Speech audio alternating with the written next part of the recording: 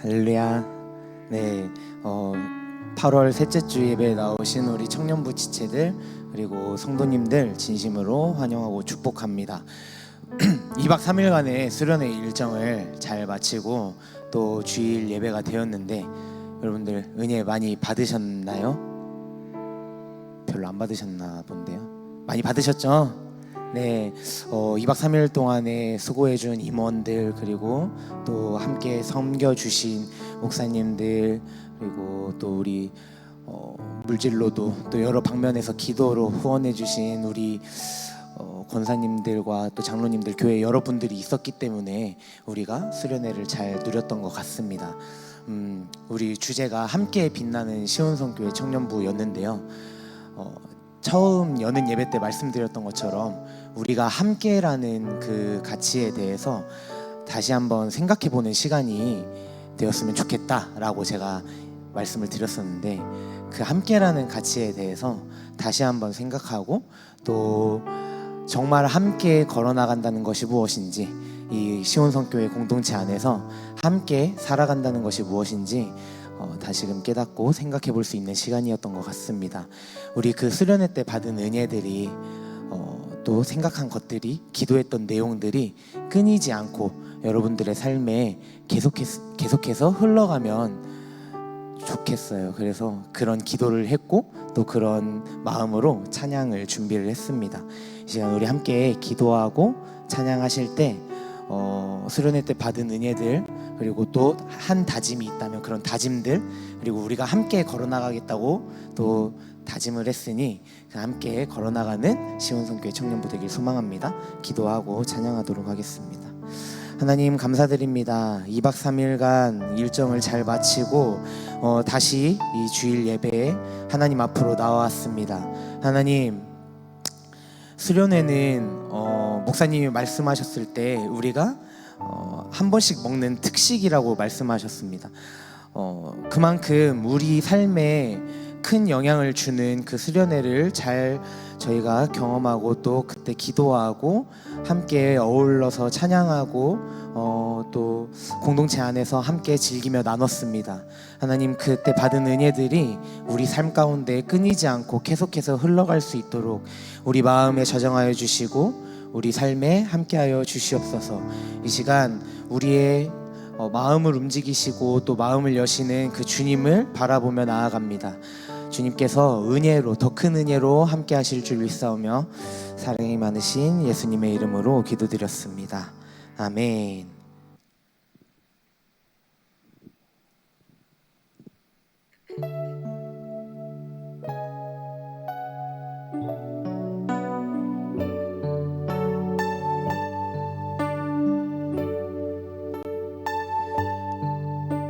우리 함께 찬양합시다. 이제 합심하여, 이제 합심하여 우리 예배를 합시다. 온 마음으로 모든 전심을 다해 각자의 삶 멍에를 지며 흩어졌던 마음 다시 성령이 주신 한 마음으로 한 번 더 이제 합심하여, 이제 합심하여 우리 예배를 합시다. 온 마음으로 모든 전심을 다해 각자의 삶 멍에를 지며 흩어졌던 마음 다시 성령이 주신 한 마음으로 기도할 때 주님의 시선이 머문 곳을 향해 찬양하는 우리의 입술은 주님을 알물 기뻐하고 말씀을 나눌 때 주 나라 그 뜻 사모하며 이제 우리 예배를 합시다.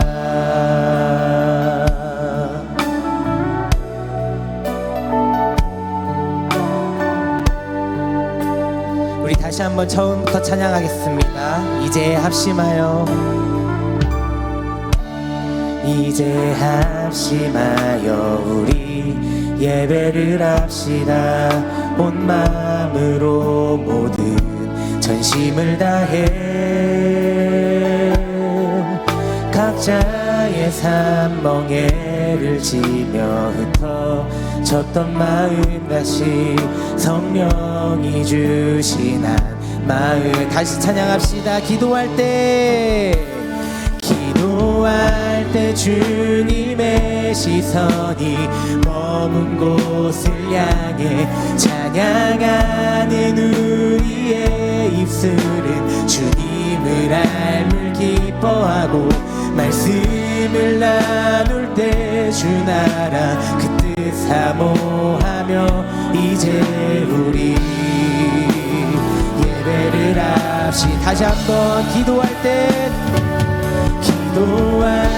주님의 시선이 머문 곳을 향해 찬양하는 우리의 입술은 주님을 알물 기뻐하고 말씀을 나눌 때 주 나라 그 뜻 사모하며 이제 우리 예배를 합시다.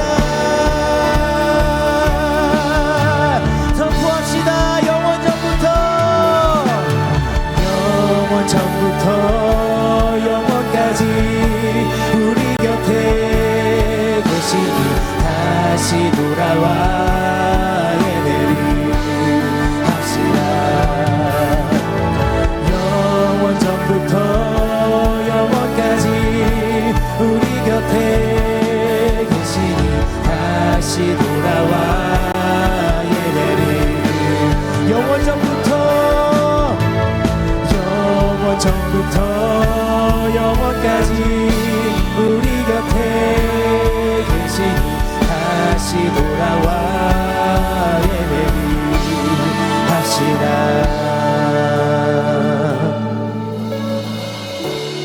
이제 합심하여 우리 예배를 합시다. 온 마음으로 모든 전심을 다해 각자의 삶 멍에를 지며 흩어졌던 마음 다시 성령이 주신 한 마음으로 합심하여 온 마음으로 이제 우리 예배를 합시다.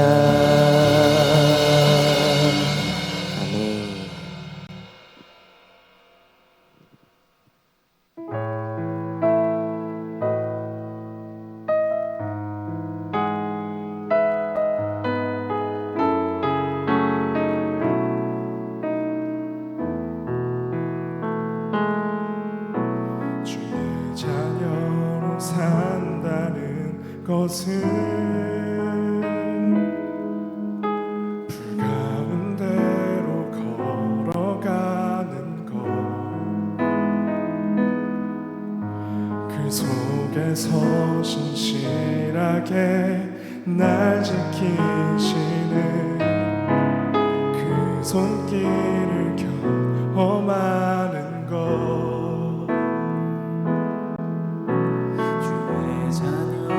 산다는 것은 바다 위로 걸어가는 것, 내 온몸을 덮쳐오는 폭풍 속에서 잠잠히 주 바라보는 것, 뜨거운 불 가운데 휩싸일 때도 폭풍 가운데 무너질 때도 주님 내 곁에 함께 하시네. 가장 가까이에 함께 하시네.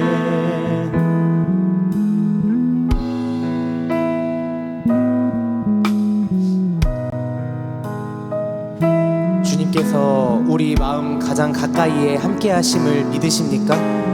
우리 2박 3일의 수련회 가운데 우리와 함께 하시는 그 주님을 느끼며 우리도 그 주님을 이 안에서 함께 나누며 살아가는 그런 시온성 공동체 되길 소망합니다. 우리 다시 한번 처음부터 찬양합시다. 주의 자녀로 산다는 것은, 주의 자녀로 산다는 것은 불 가운데로 걸어가는 것, 그 속에서 신실하게 날 지키시는 그 손길을 경험하는 것. 주의 자녀로 산다는 것은 바다 위로 걸어가는 것, 내 온몸을 덮쳐오는 폭풍 속에 주님을 바라보는 것입니다. 찬양합시다. 때론 불 가운데 휩싸일 때도, 폭풍 가운데 무너질 때도 주님 내 곁에 함께 하시네. 가장 가까이에 함께하. 이번엔 3절로 찬양합시다. 주의 자녀로 산다는 것은, 주의 자녀로 산다는 것은 나도 그들을 용납하는 것,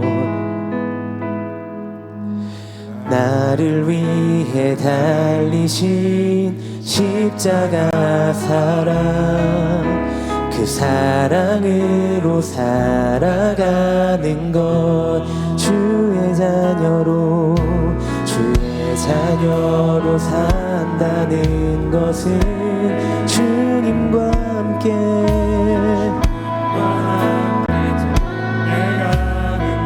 아멘. 주께서 지신 십자가 기꺼이 지고 주와 함께 걸어가. 선포합시다. 주와 함께 걸어가는 것, 주와 함께 걸어가는, 때로 불 가운데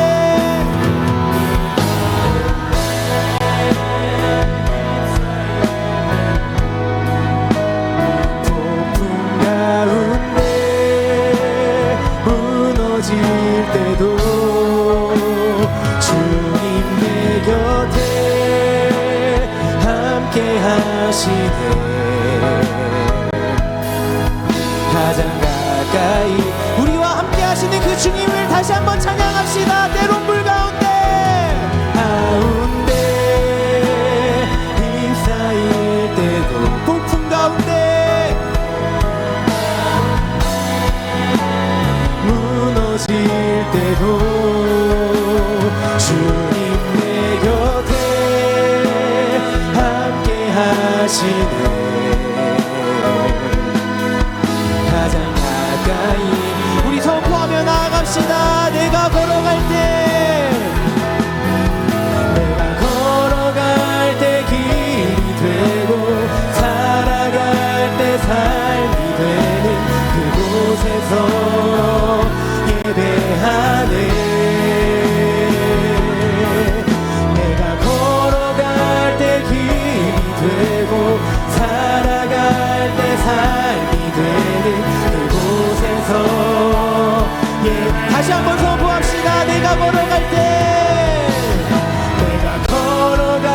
때 길이 되고 살아갈 때 삶이 되는 그곳에서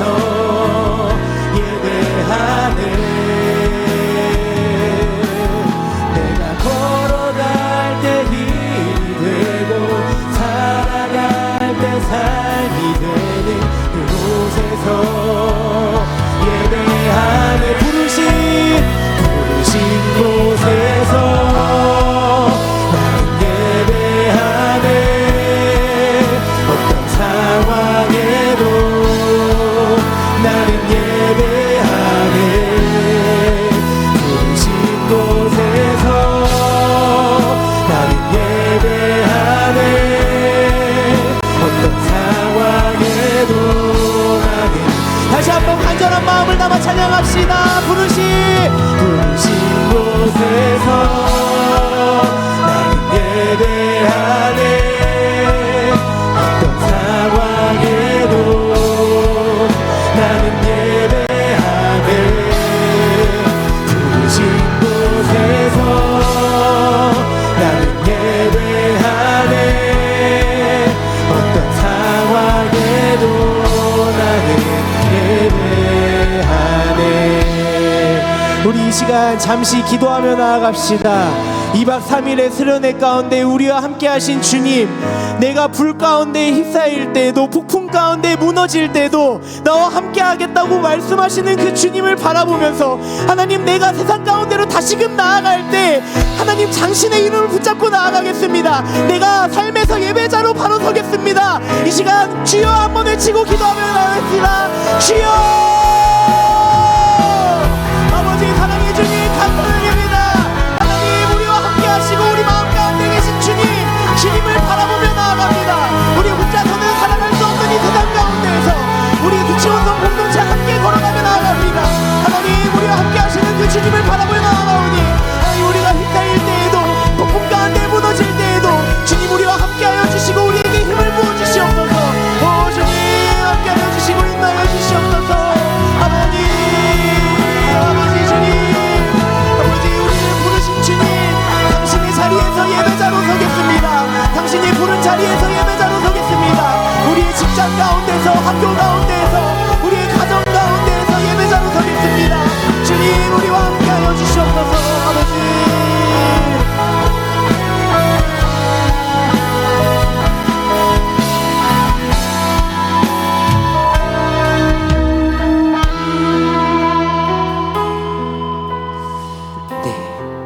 우리 이 찬양 고백할 때 주변에 있는 지체들 그리고 옆에 있는 지체들 함께 같은 마음을 가지고 찬양하며 나갑시다. 우리는 하나님의 자녀. 우리는 하나님의 자녀. 주 사랑 안에 우리 거할 때 주님 나를 사랑하신 것 같이 우리도 서로 사랑할 수 있네. 우리는 주의 몸된 교회. 아멘. 모든 지체가 하나 될 때 예수님의 마음을 닮아가며 고통과 즐거움 함께 나누네. 하나님 안에서, 하나님 안에서 우리 서로 이어져 주가 거하실 성전이 되네. 돌 대신 예수와 하나 되게 하신 성령 안에 함께 지어져 가네. 우리 옆에 있는 지체들 한 번씩 바라보시면서 우리 함께 지어져 가는 그 지체로서 다시 한번 처음부터 찬양합시다. 우리는 하나님의 자녀. 우리는 하나님의 자녀. 주 사랑 안에 우리 거할 때 주님 나를 사랑하신 것 같이 우리도 서로 사랑할 수 있네. 우리는 주의 몸된 교회. 모든 지체가 하나 될 때 예수님의 마음을 닮아가며 고통과 즐거움 함께 나누네. 하나님 안에서 하나님 안에서 우리 서로 이어져 주가 거하실 성전이 되네. 모퉁이 돌 대신 예수와 하나 되게 하신 성령 안에 함께 지어져 가네. 한 번 더 하나님 안에서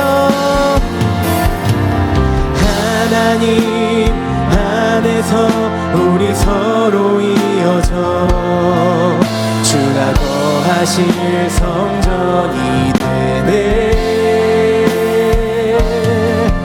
모퉁이 돌 대신 예수와 하나 되게 하신 성령 안에 함께 지어져 가네. 아멘.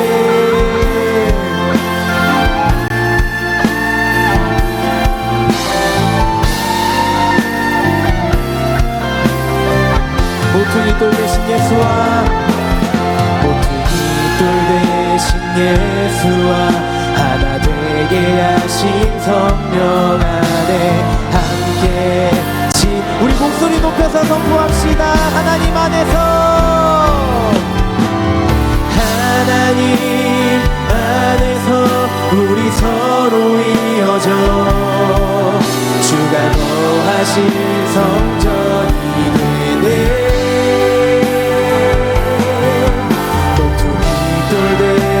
예수와 하나 되게 하신 성령 안에 함께 지어져 가네. 하나님 안에서 우리 서로 이어져 주가 거하실 성전이 되네.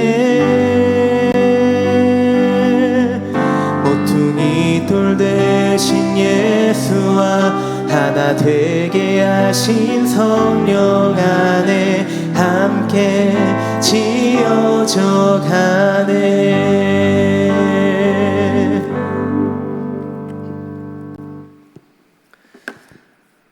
다 함께 자리에서 일어나셔서 우리 두 손 들고 주님의 성령 지금 이곳에 함께 찬양하도록 하겠습니다.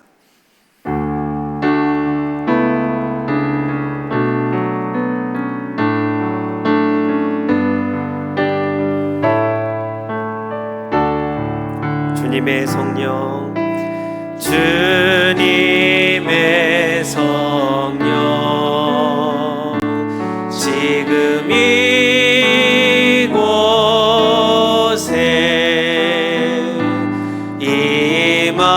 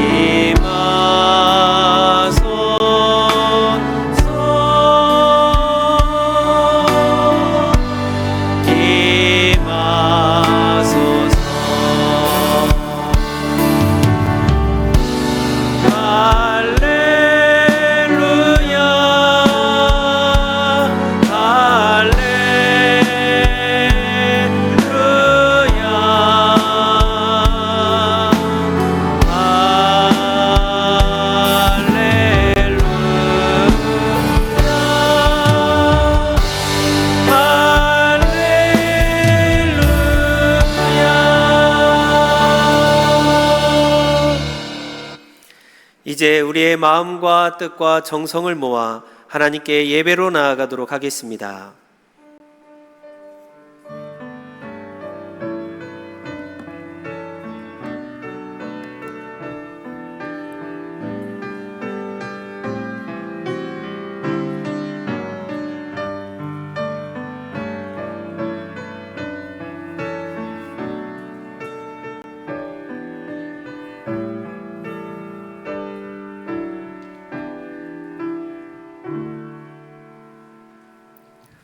내가 여호와께 바라는 한 가지 일 그것을 구하리니 곧 내가 내 평생에 여호와의 집에 살면서 여호와의 아름다움을 바라보며 그의 성전에서 사모하는 그것이라.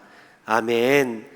거룩하신 하나님, 거룩한 주일에 주님의 성전으로 저희를 불러 모아 주셔서 참으로 감사드립니다. 이 시간 시와 찬미와 새 노래로 올려드리는 저희 예배를 홀로 받아 주시옵소서. 신앙의 고백이 담긴 정성스러운 예물을 향기롭게 받아주시며 정직한 마음으로 드리는 우리의 기도의 귀를 기울여 주시옵소서. 오늘 들려주시는 생명의 말씀을 통하여 저희의 심령이 날개치며 올라감같이 새 힘을 얻도록 주여 붙들어 주옵소서. 예배의 주관자가 되시는 예수님의 이름으로 기원하옵나이다. 아멘.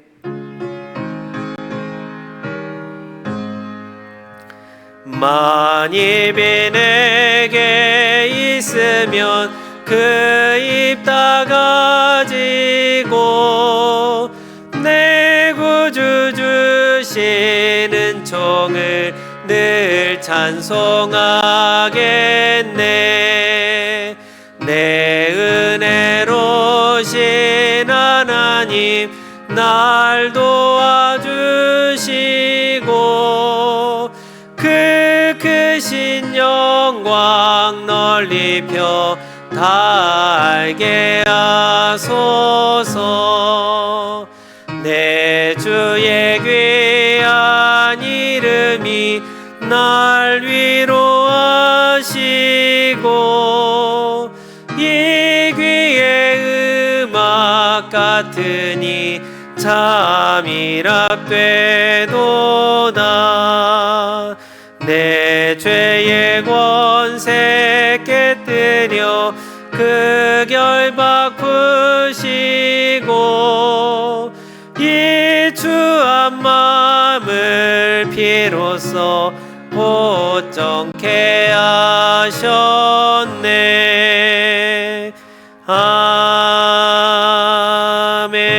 아멘. 신앙 고백하겠습니다. 나는 전능하신 아버지 하나님 천지의 창조주를 믿습니다. 나는 그의 유일하신 아들 우리 주 예수 그리스도를 믿습니다. 그는 성령으로 잉태되어 동정녀 마리아에게서 나시고 본디오 빌라도에게 고난을 받아 십자가에 못 박혀 죽으시고 장사된 지 사흘 만에 죽은 자 가운데서 다시 살아나셨으며 하늘에 오르시어 전능하신 아버지 하나님 우편에 앉아 계시다가 거기로부터 살아있는 자와 죽은 자를 심판하러 오십니다. 나는 성령을 믿으며 거룩한 공교회와 성도의 교제와 죄를 용서받는 것과 몸의 부활과 영생을 믿습니다. 아멘. 자리에 앉으시겠습니다.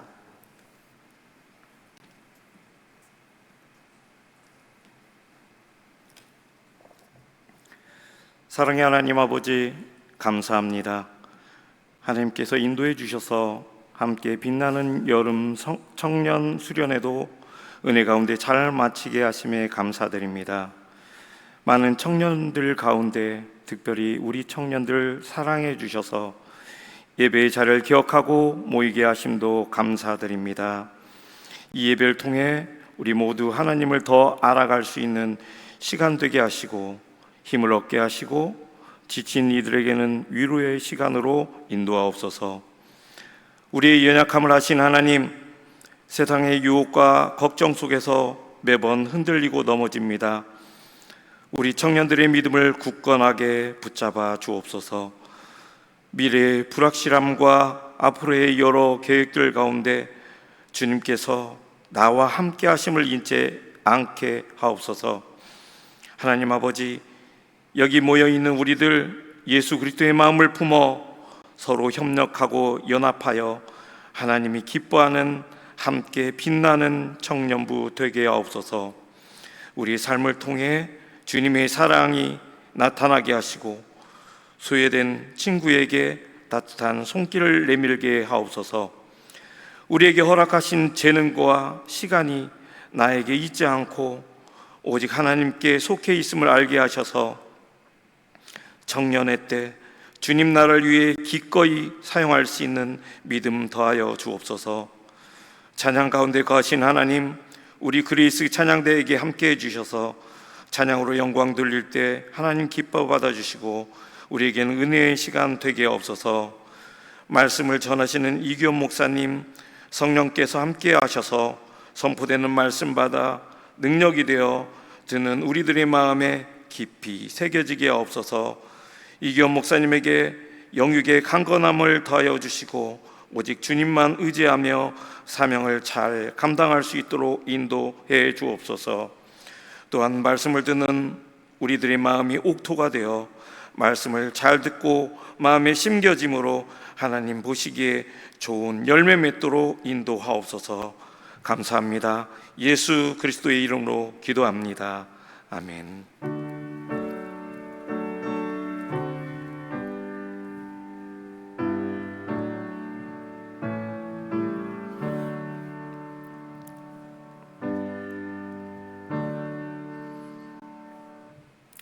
오늘 우리에게 주시는 거룩하신 하나님의 말씀은 스가랴 8장 14절에서 17절까지의 말씀입니다.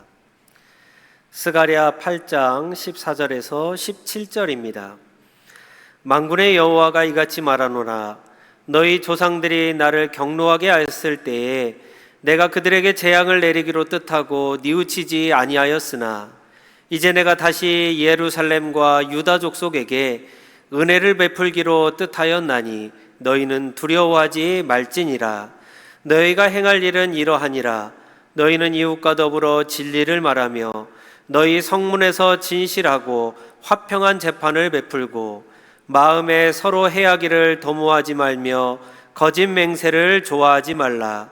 이 모든 일은 내가 미워하는 것이니라. 여호와의 말이니라. 이 말씀은 살아계신 하나님의 말씀입니다. 아멘.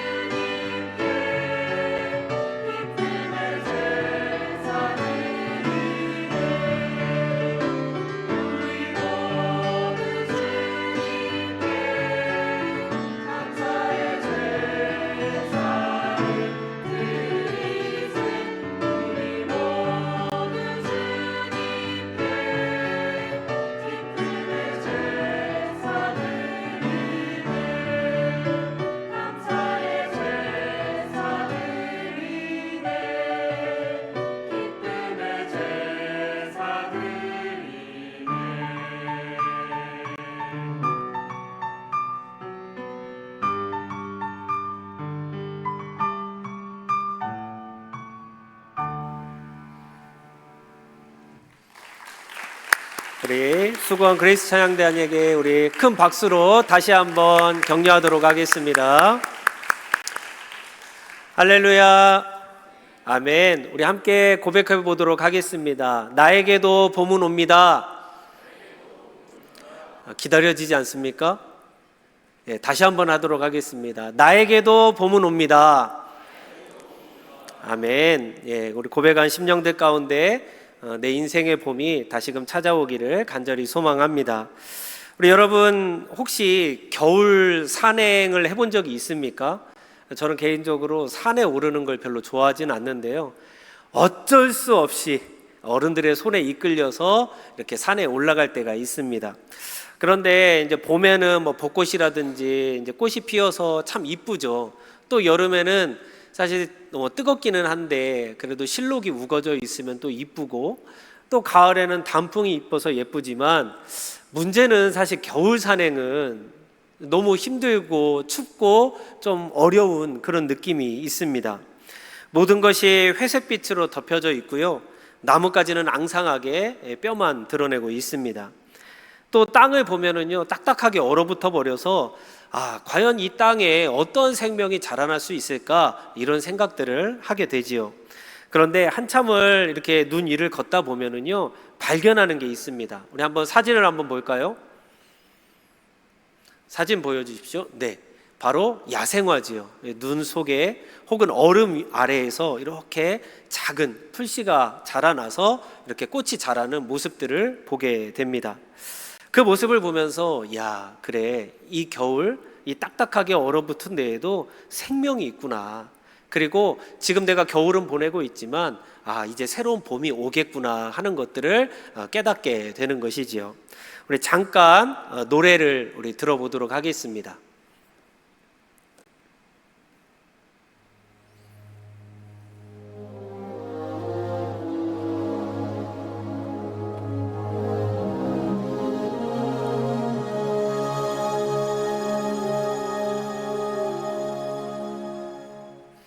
하얗게 피어나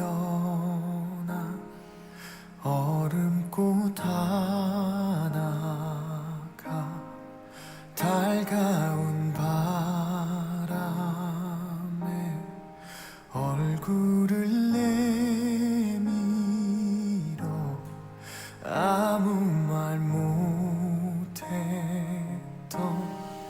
이름도 몰랐던 지나간 날들에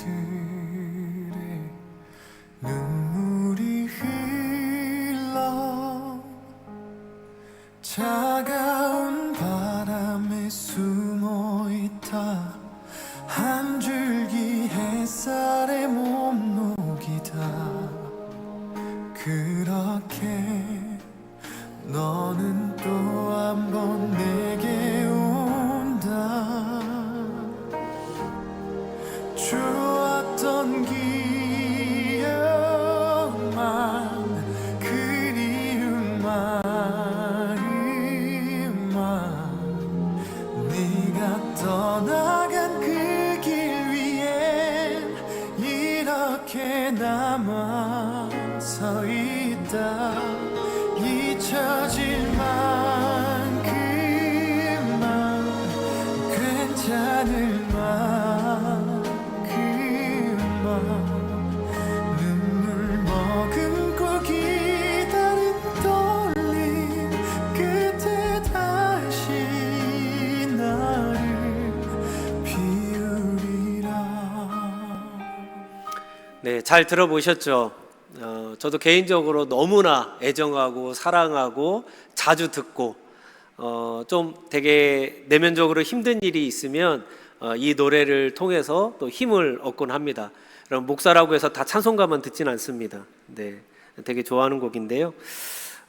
박효신의 노래 야생화는 우리에게 이렇게 이야기합니다. 혹독한 계절이 지나도 사라진 줄 알았던 생명이 다시 피어난다. 그러나 그 꽃은 화려하지 않지요. 그러나 바람과 눈보라를 견뎌낸 그 속에 강인함을 가지고 있습니다. 기다림 속에서 피어나는 그 고유의 아름다움을 가지고 있더라는 겁니다. 여러분, 이 이미지는 오늘날 살아가는, 특별히 인생의 막막함 가운데, 인생의 두려움 가운데 살아가고 있는 이 청년들에게 정말 나의 그 긴 겨울이 지나고 이제 나에게 새로운 봄이 올 것이다 라는 그 이미지로 우리가 다가올 수 있는 것이지요. 여러분만 그런 것이 아니라 저도 20대를 생각해 보면 제 나름의 차가운 겨울이 있었던 것 같아요. 경제적인 어려움도 있었고, 가정의 어려움도 있었고, 또 신앙의 어려움들도 있었던 것 같습니다. 친구 간의 어려움들도 있었던 것 같고요.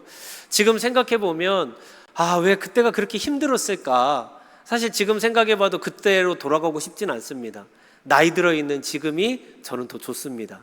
그 정도로 사실 저의 20대는 굳이 그렇게 돌아가고 싶지 않은 그런 시간이었던 것 같아요. 근데 여러분, 누구나 자기의 삶 가운데 다 겨울을 맞이합니다.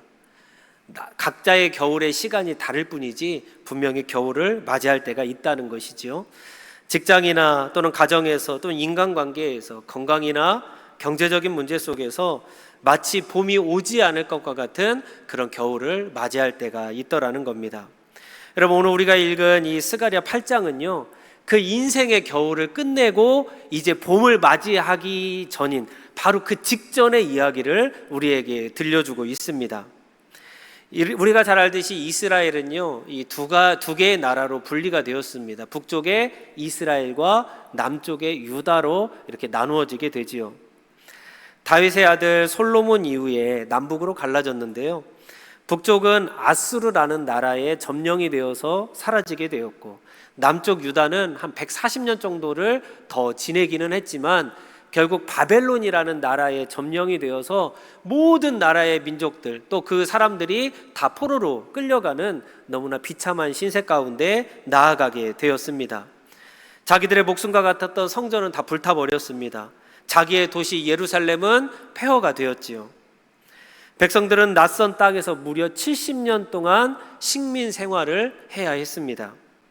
그곳에서 아이들은요 자기의 언어였던 히브리어를 하지 못하고 바벨론의 말을 배우면서 살아가야 됐습니다.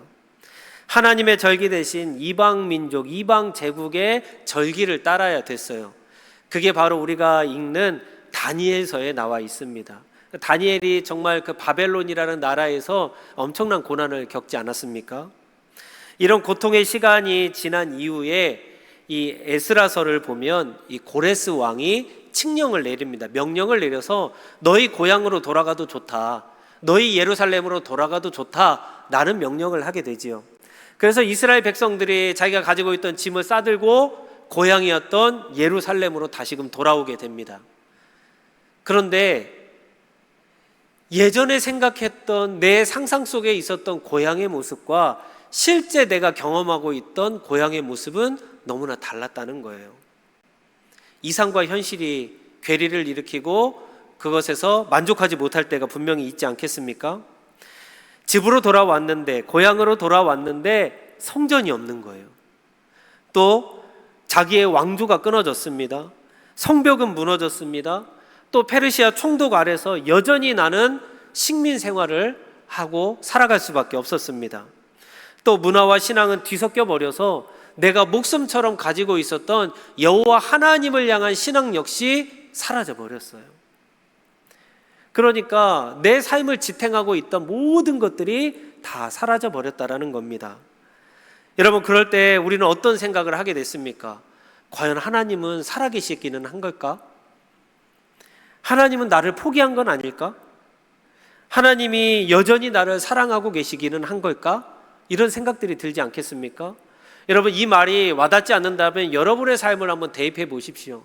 내가 주일에 나와서 정말 교회 생활 열심히 하고 신앙 생활 열심히 하고 매일 기도하고 금식하고 눈물로 하나님께 기도하면서 하나님 내 기도 들어주십시오 이렇게 이야기하는데, 내가 시험 보는 것들마다 다 떨어집니다. 내가 준비하는 것들마다 다 막혀버려요. 우리 집이 참으로 어려운 가운데 있습니다. 내 경제적인 형편이 어려운 가운데 있어요. 여러분, 그렇다라고 한다면 여러분의 마음 가운데 어떤 생각이 드시겠습니까? 진짜 하나님이 살아계시기는 한 걸까? 하나님, 내가 이렇게 열심히 하는데 하나님 나한테 이렇게 할 수 있습니까? 하나님, 나를 여전히 사랑한다고 말은 하고 있는데 진짜 나 사랑하는 거 맞아요? 이런 마음이 들지 않겠습니까? 현실적으로나 신앙적으로나 영적으로나 정말 차가운 겨울과 같은 삶을 살았던 것이 오늘 말씀 속에 있는 이스라엘 백성들의 현실이었어요. 그런 상황 가운데 하나님은 우리에게 뭐라고 말씀하시냐면, 전에 내가 너희를 해하려고 했지만, 재앙을 주려고 했지만 이제는 내가 너에게 복을 줄 거야, 이렇게 말씀하고 있어요. 여러분, 겨울이 아무리 길어도 봄은 옵니다. 하나님의 심판이 아무리 깊어도 하나님의 회복이 준비되어 있는 것이죠. 오늘 우리는 우리 신앙의 겨울을 견디면서 과연 우리가 어떻게 해야 우리 인생의 봄을 맞이할 수 있을지에 대해서 함께 나눠보도록 하겠습니다. 첫 번째로 우리 인생의 봄은요, 하나님의 회복의 약속을 믿을 때 찾아온다라는 것입니다. 오늘 우리는 이 본문을 읽으면서 참으로 변덕스러운 하나님을 마주하게 됩니다. 오늘 말씀 14절, 15절의 말씀입니다. 우리 PPT 보여주시겠어요? 14절에 뭐라고 이야기하죠? 하나님이 내가 그들에게 재앙을 내리기로 마음 먹었다, 이렇게 이야기합니다. 그리고 15절 한 절 말씀 후에 뭐라고 이야기하죠? 내가 이제 은혜를 베풀어 가지고 너희에게 은혜를 베풀어 줄 것이다. 즉, 전에는 내가 너를 해하려고 했지만 이제는 너에게 복을 줄 거야, 이렇게 약속하고 있습니다. 어제는 심판을 이야기하고 오늘은 축복을 이야기합니다. 여러분, 이렇게 변덕스러운 하나님의 모습이 그려져 있다는 것이죠. 우리 사람에게 변덕스럽다 이런 단어는요, 사실 좋은 의미는 아닙니다.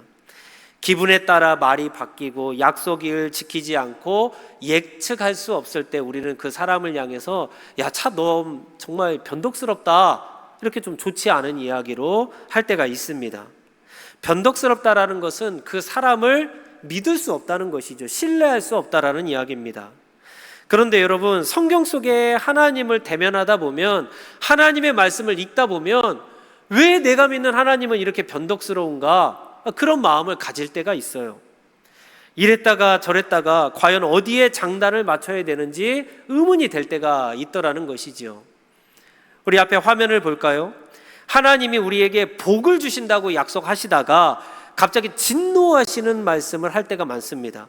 그 중에 하나를 이야기하면, 하나님이 민수기 14장에 이스라엘 백성들을 야, 내가 적과 꿀이 흐르는 땅으로 너를 인도해 줄게, 너 거기 가면 행복하게 살 수 있어, 이렇게 이야기합니다. 그런데 그곳에서 이스라엘 백성들이 하나님 앞에 불순종하잖아요.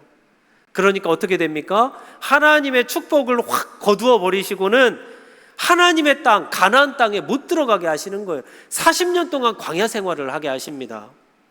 하나님의 축복의 약속이 저주가 된 것이죠. 반대로 하나님의 진노가 복이 된 경우도 있습니다.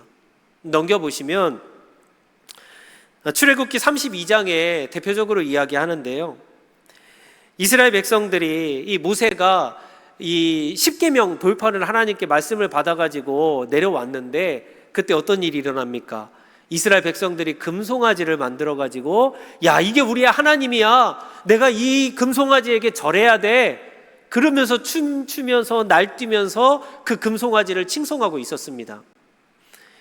하나님이 분노하시죠. 어떻게 이럴 수가 있는가? 내가 다 쓸어버리겠다, 내가 심판하겠다, 내가 징계하겠다, 내가 너희들 가만히 두지 않을 거야. 그러니까 모세가 어떻게 합니까? 하나님, 내가 하나님 마음 이해합니다. 그런데 하나님이 여기서 이스라엘 백성들 치셔가지고 다 죽어버리면 세상 사람들이 보기에 그 하나님을 뭐라고 이야기하겠습니까? 하나님이 이스라엘 백성들에게 복 주시기 위해서 출애굽에서 가나안 땅으로 들어가는데, 하나님, 여기에서 하나님이 이스라엘 백성들을 치시면 그 하나님을 세상 사람들이 뭐라고 바라보겠습니까? 하나님 용서해 주십시오, 하나님 양보해 주십시오, 이렇게 기도합니다. 중보기도 하지요. 그랬더니 하나님이 뭐라고 말씀하시죠? 내가 너의 기도를 듣고 내가 이 심판을 철회하겠다, 내가 양보하겠다, 내가 징계하지 않겠다, 이렇게 말씀하십니다. 여러분, 우리가 믿는 하나님은 왜 이렇게 변덕스러운 하나님이실까요? 이렇게 이야기했다가 저렇게 행동하고, 저렇게 이야기했다가 이렇게 행동하고. 여러분이 믿는 하나님은 과연 변덕스러운 하나님이십니까? 여러분, 변덕이라 하는 것은요, 감정에 따라서 이리로 움직이고 저리로 움직이고 자신의 결정이 바뀌는 것을 이야기합니다. 움직이는 것을 이야기하지요. 그런데 우리가 여기에 중요한 지점이 있는데, 하나님은요, 감정을 따라 자신의 선택을 바꾸지 않습니다. 우리는 그렇잖아요. 좋은 생각을 가졌다가 그 사람이 내 마음을 서운하게 하면 아우 짜증나, 아유 나 안 할래. 또 내가 짜증나 있다가도 이 사람하고 좋은 관계가 맺어지면 아유 그래 내가 너를 위해서 너랑 또 좋은 마음이 가졌으니까 그래 한번 해주도록 할게. 우리의 감정을 따라 우리가 변덕스럽게 움직이곤 합니다. 그런데 여러분, 하나님은요, 언약과 성품에 따라서 움직이십니다. 다시 말하면 변덕이라 하는 것은 우리 사람들의 눈에 결과적으로 하나님께서 그 결과적인 것을 움직이셨을 때 변덕스럽다 이렇게 평가할 수 있지만, 실제로는 언약에 충실하신, 약속에 충실하신 하나님의 일관성을 표현하는 말일 수 있다라는 것이죠. 우리가 잘 알듯이 하나님은 거룩하신 분이십니다. 그렇기 때문에 죄를 결코 그냥 지나칠 수가 없는 거예요.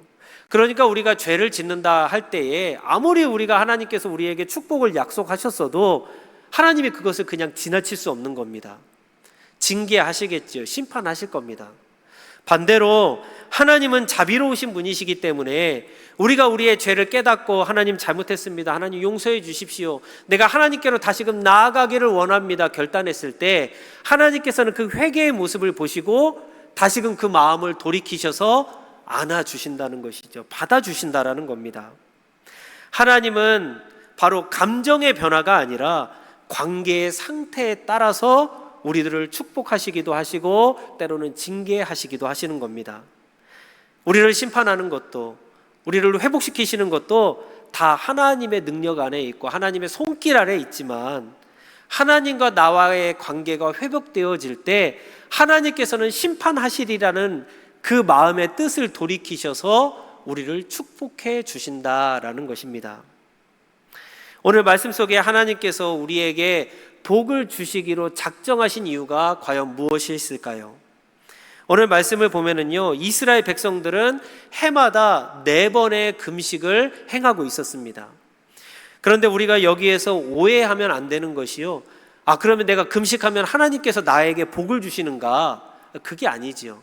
여러분, 금식한다고 하나님께서 우리에게 복을 주시는 것이 아니라 왜 이스라엘 백성들이 1년에 4번 동안 금식을 했느냐가 중요하더라는 겁니다. 우리 앞에 화면 보실까요? 1년에 4월과 5월, 7월, 10월 가운데 4번의 금식을 했습니다. 우리가 이걸 시간 순서대로 해서 4월, 5월, 7월, 10월인데요. 원래 역사적인 순서로 따지면 10월부터 시작됩니다. 예루살렘이 바벨론이라는 나라에 포위되었을 때 너무나 고통스러운 순간이잖아요. 그리고 4월, 예루살렘 성벽이 뚫린 날입니다. 이제 정말 죽게 생긴 거죠. 그리고 5월, 바로 하나님의 성전이 불타버린 날입니다. 그리고 마지막 7월, 자신의 총독이었던 그달리아가 암살된 날, 이제 모든 나라가 다 무너진 날을 이야기하고 있는 거예요. 그러니까 이 4번의 정말 민족적인 상처를 바라보면서 금식하고 기도할 때 이스라엘 백성들은 어떤 생각을 했느냐? 그래, 내가 하나님과 떨어지면 안 되는구나. 내가 세상을 믿고 사람을 믿고 외교를 믿고 정치를 믿고 살았는데, 다른 나라를 믿고 살았는데 결국 우리의 삶을 돌이켜보니까 우리가 하나님을 떠나면 우리의 삶이 이렇게 되는구나. 우리의 삶 가운데 하나님이 없으시니까, 내가 하나님을 떠나버리니까 우리가 이런 고통을 당하게 되는구나 라는 것을 금식을 통해 자기의 신앙, 자기의 삶을 돌아보는 과정 가운데 있었다라는 겁니다. 우리 말씀 볼까요? 요한복음 15장 5절의 말씀입니다. 나는 포도나무요 너희는 가지라. 그가 내 안에, 내가 그 안에 거하면 사람이 열매를 많이 맺나니 나를 떠나서는 너희가 아무것도 할 수 없다. 여러분, 우리가 하나님과 잇대어야 되는 거예요. 붙어 있어야 되는 겁니다. 그런데 우리가 하나님을 떠나면 뭐라고 이야기하죠? 아무것도 할 수 없다.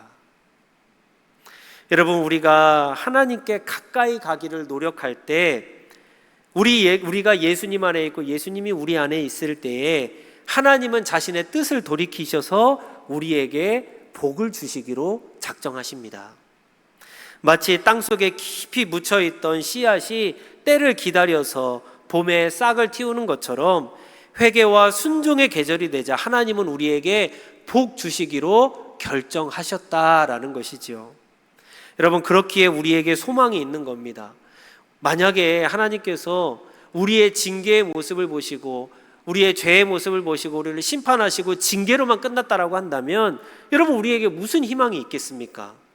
그러나 우리가 정말 하나님께 우리의 마음을 내어놓고 하나님, 내가 주님께 나아가기 원합니다.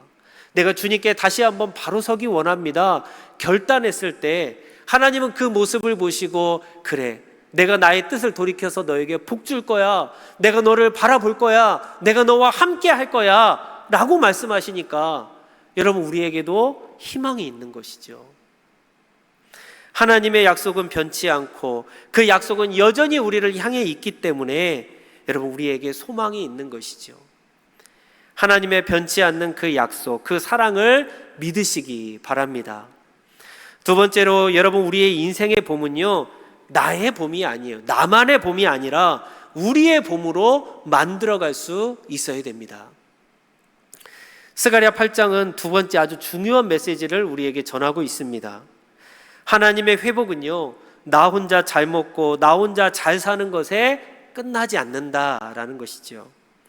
나를 향한 하나님의 회복은요, 우리 가정을 향한 회복이 되어야 되고 우리 교회를 향한 회복이 되어야 되고 우리 모든 공동체를 향한 회복이 되어야 됩니다. 16절과 17절 말씀에 이렇게 이야기해요. 성문에서 진리와 화평의 재판을 하라. 서로 해하기를 도모하지 말라. 거짓 맹세하지 말라. 여러분, 우리가 이스라엘 역사를 쭉 살펴보면은요, 북쪽의 이스라엘과 남유다가 결국 다른 나라의 침략으로 멸망하게 됩니다. 그런데 여러분, 이스라엘 백성들이 왜 망했을까요? 그 나라가 왜 망했을까요? 단순히 제사를 소홀히 해서가 아닙니다. 거기에는 다른 한 가지 이유가 있는데 재판의 부패가 있었어요. 우리 앞에 화면 보실까요?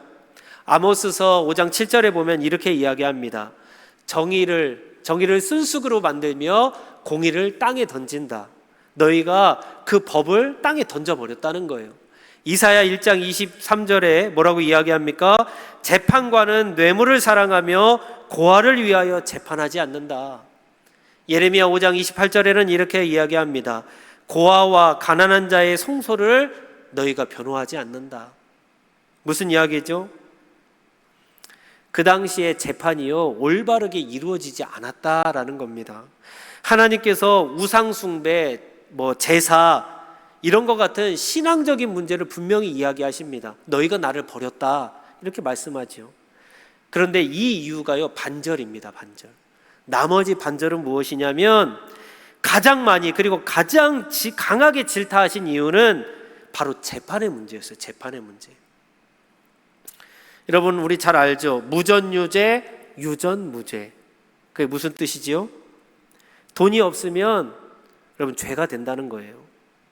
반면에 돈이 많으면 무죄가 된다는 겁니다. 죄가 있는데도 불구하고 무죄가 되는 것이죠.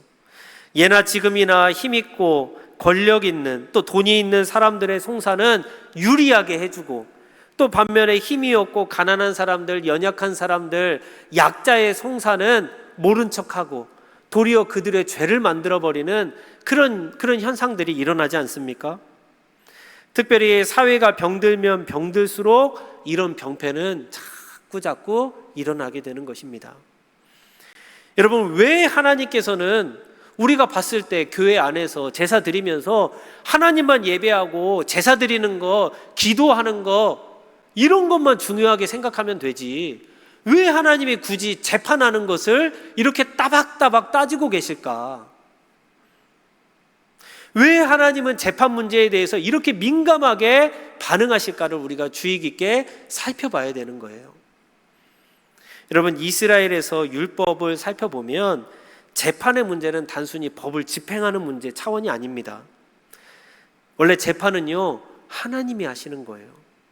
그런데 하나님이 직접 우리에게 말씀하시지 못하니까 재판관을 세워가지고 재판을 대리하게 하는 겁니다. 우리 사사기 보시죠. 사사라는 뜻이요, 저지, 바로 재판관이라는 뜻이에요. 하나님이 직접 재판해야 되는데 너희가 나 대신 재판해라, 이렇게 사사를 세워주신 거예요. 문제는 재판하는 사람이 그것을 사익에 쫓아서 자기 소견에 옳은 대로 집행하면, 여러분, 원래 그 재판관이었던 하나님은 어떻게 되시는 겁니까? 재판이 왜곡되면 하나님의 성품이 왜곡되고, 재판이 잘못되면 하나님의 잘못으로 끝나게 되는 거예요.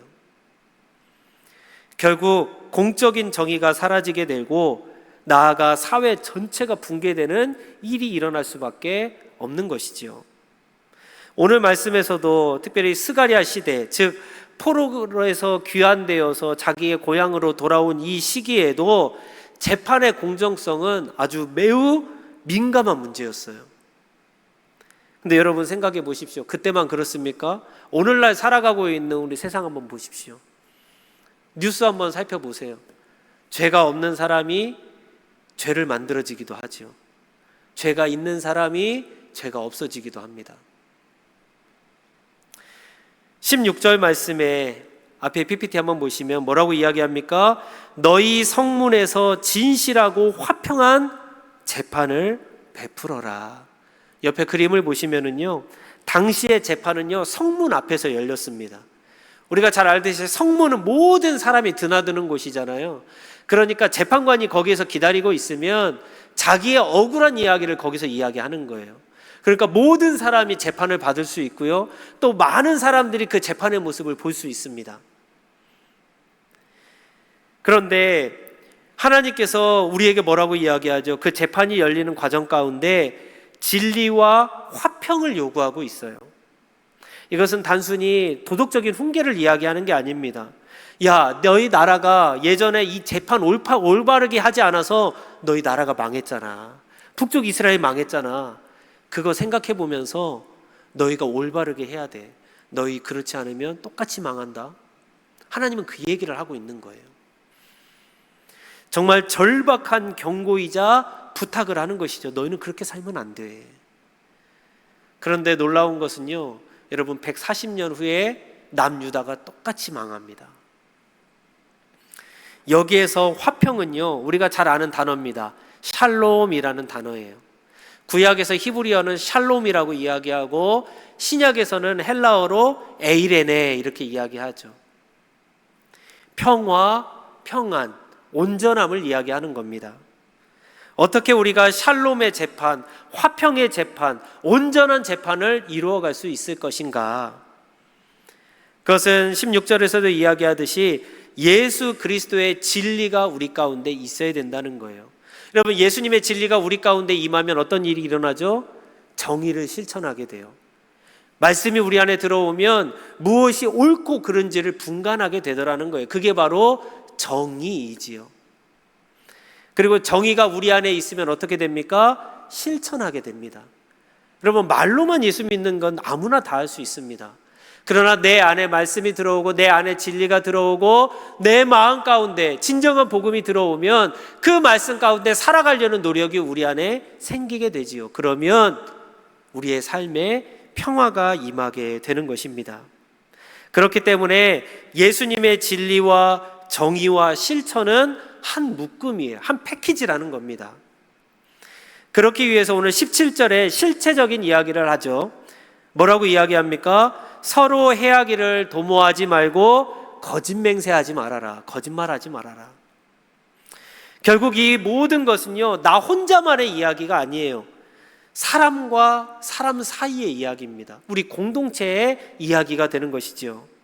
그러니까 하나님의 회복은 나만 회복시키는 것이 아니라, 나만 회복됐다고 끝나는 것이 아니라 나를 통해 내 친구와의 회복이 이루어지는 것이고, 우리의 가정의 회복이 이루어지는 것이고, 교회의 회복이 이루어지는 것이죠. 나아가 우리 직장의 회복이 이루어지는 것이고, 우리 사회의 회복이 일어나는 것이고, 우리 지역의 회복이 일어나게 되는 것입니다. 그러니까 하나님의 회복은요, 우리 공동체 모두의 일인 것을 우리에게 이야기하고 있어요. 그런데 여러분, 반대로 이야기하면 생각해 보십시오. 내 주변에 끊임없이 무언가 잘못되는 일들이 생깁니다. 송사가 생기고 분란이 생기고 단절이 생기고 고통이 생긴다. 실상 그 사람은요, 영적으로 신앙적으로 회복되지 않은 사람일 수 있습니다. 그러므로 내가 먼저 남을 탓하고 타인을 비난하기에 앞서서 자기 스스로를 돌이켜보면서 나에게 문제는 없는지, 내 삶이 회복되어지지는 않는지에 대해서 먼저 생각해 볼 수 있어야 됩니다. 말씀을 정리합니다. 하나님이 사랑하시는 우리 시온성교회 청년 여러분, 그리고 성도 여러분, 하나님은요, 변덕스러운 분이 아니라 언약에 신실하신 분이십니다. 하나님은 우리와의 관계가 회복되면 겨울 같은 심판도 봄 같은 회복으로 바꾸어 주십니다. 그 회복은 반드시 이웃과 공동체의 회복으로 변화시켜 갈 수 있어야 됩니다. 오늘 내 마음과 또 관계 속에서 진리와 정의와 평화를 실천하십시오. 그럴 때 하나님은 우리의 금식을 기쁨의 절기로 만들어 주시고 우리의 슬픔을 기쁨으로 만들어 주실 것입니다. 하나님이 너희와 함께 하신다는 소문이 자꾸 세상 가운데 퍼져 나갈 것입니다. 여러분, 겨울이 아무리 길어도 봄은 옵니다. 하나님이 복 주시기로 작정하신 그 날이 바로 오늘이 되기를 간절히 소망합니다. 오늘 말씀 가운데 전에 너희를 해하려고 작정하였지만은 이제 너희를 복주기로 내가 마음 먹었노라. 바라기는 이 약속을 붙들고 믿음의 자리 가운데 온전한 회복을 경험하는 우리 사랑하는 믿음의 지체들이 되기를 주님의 이름으로 간절히 축원합니다.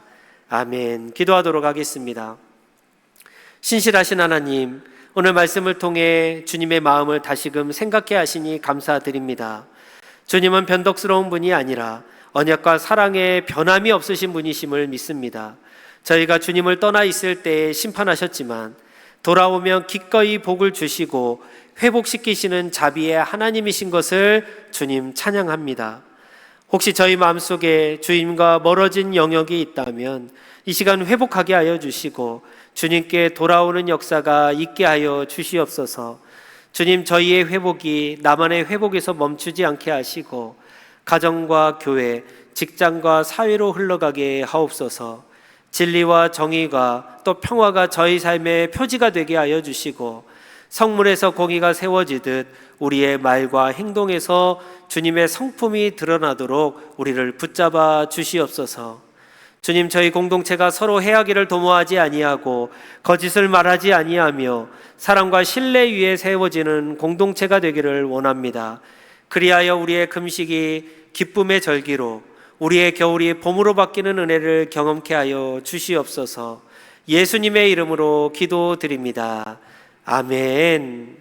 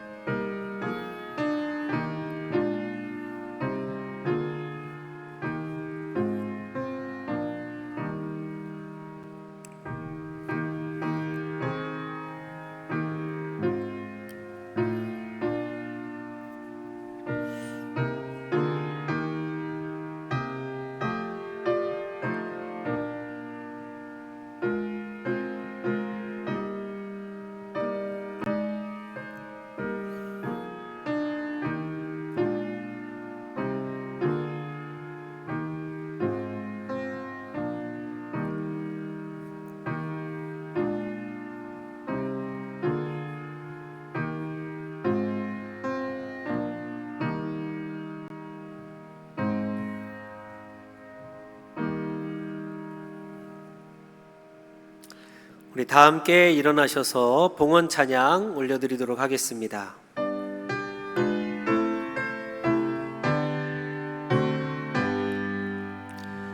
나의 생명 드리니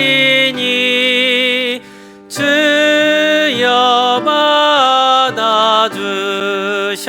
주셔서 세상 살아갈 동안 찬송하게 하소서. 나의 보화 드리니 주여 받아 주셔서 하늘 나라 위하여 주 뜻대로 쓰소서. 아멘. 다 함께 기도하도록 하겠습니다. 사랑의 하나님 아버지, 우리를 지키시고 보호하여 주시니 참으로 감사드립니다. 주님, 이 시간 그 은혜에 감사해서, 그 사랑에 감사해서 주님 앞에 귀한 예물을 올려드립니다. 주님, 우리가 쓰고 남아서 드리는 것이 아니라 주님의 거시기에 드린 손길들마다, 그 삶의 정성들마다 우리 하나님의 한량없는 은혜로 덧입혀 주옵소서. 주님, 수입의 10분의 1을 주님 앞에 올려드립니다. 우리에게 약속하여 주셨던 것처럼 하늘의 창고뿐만 아니라 우리의 육신의 창고 또한 차고 넘치게 하여 주시고 하나님의 붙드시고 인도하시는 역사를 누리게 하여 주옵소서. 지난 일주일을 돌아보며 감사의 제목으로 주님께 올려드립니다. 우리가 숨쉬는 모든 순간들마다, 발딛는 모든 곳들마다 감사의 제목, 감사의 조건이 끊이지 아니하도록 우리 하나님 인도하여 주시옵소서. 땅끝까지 나의 증인이 되려 하신 말씀을 기억하며 드리는 성교의 예물도 있습니다. 다윗의 마음으로 올려드리는 성전 예물이 있습니다. 이 예물이 쓰여지는 곳곳들마다 하나님의 나라가 이루어지게 하여 주시고 오직 주님만 영광 받으시는 귀한 예물이 되게 하여 주시옵소서. 예수님의 이름으로 기도드립니다. 아멘. 우리 교회 소식 나누도록 하겠습니다. 우리 주보 뒤편을 참고해 주시기 바랍니다. 우리 어제까지 청년부 수련회를 은혜 가운데 마쳤습니다. 정말 우리 청년들이 실상 교회에 많은 성경학교라든가 또 교사라든가 또 이모 저모 보이지 않는 곳에서 많은 수고와 애씀이 있는데요. 우리 이 청년 수련회로 또 마음에 정말 영적인 뜨거운 무장을 가지고 하나님을 더욱더 뜨겁게 사랑하고 또 섬겨가는 우리 귀한 청년들이 되기를 간절히 소망합니다. 우리 청년부 수련회에 있었던 영상들을 잠깐 시청하도록 하겠습니다.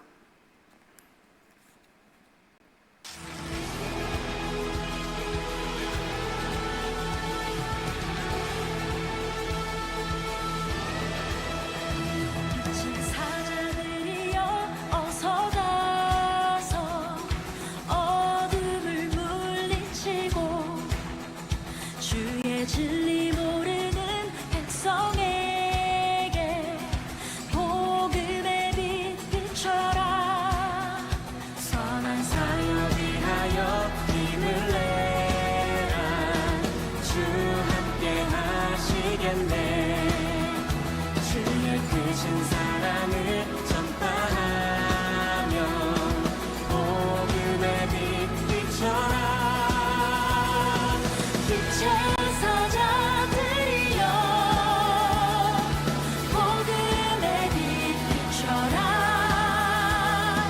죄로운 밤 밝게 비춰라. 빛의 사자들이여. 아멘.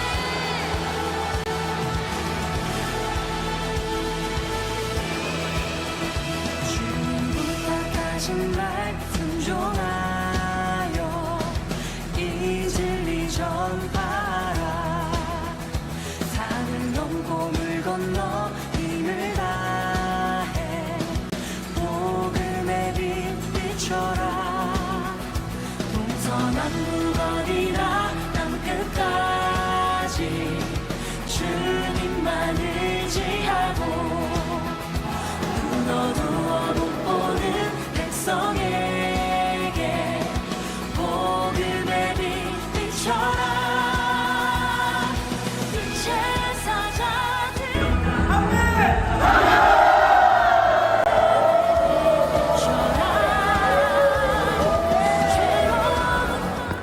네, 우리 수고하신 청년들 한 사람 한 사람 우리 모두를 위해서 박수로 격려하도록 하겠습니다.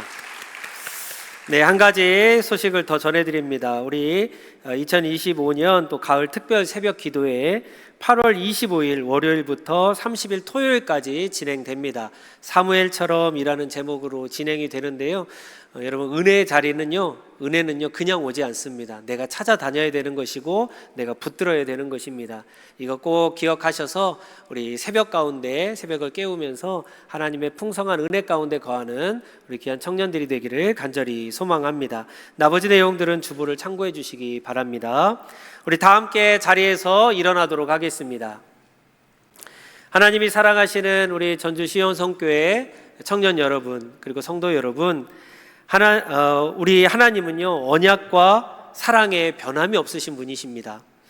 우리를 회복시키시는 그 하나님을 굳게 믿으면서 내가 받은 회복의 은혜를 내가 속한 공동체, 내가 속한 가정, 직장, 교회를 더욱더 아름답게 변화시켜가는 우리 모든 청년들이 되기를 간절히 소망합니다. 우리 다 함께 파송의 노래 찬양하도록 하겠습니다.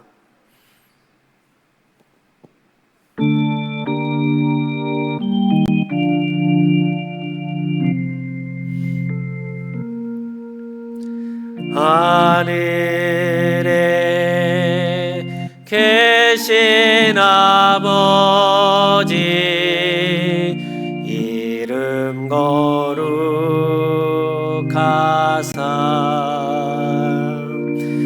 주님 나라 임하시고 뜻이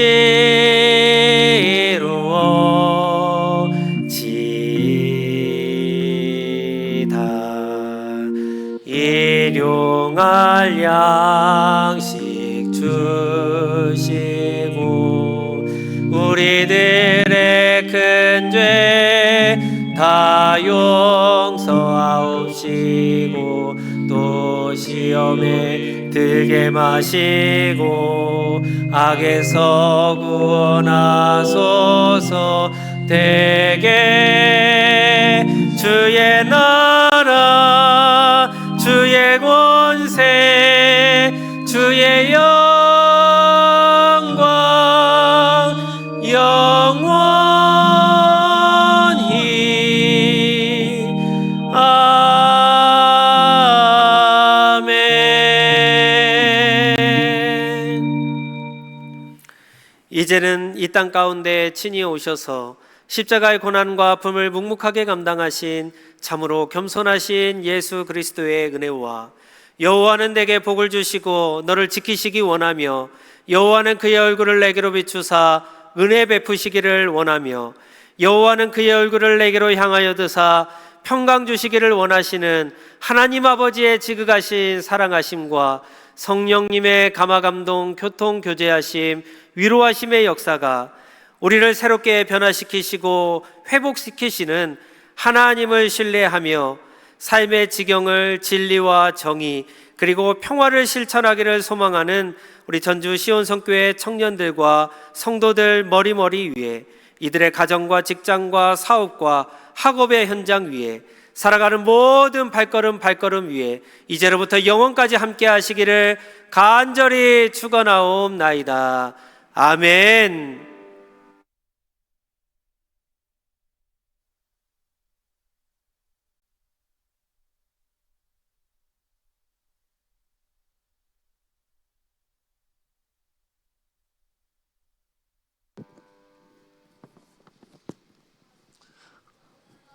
네, 청년부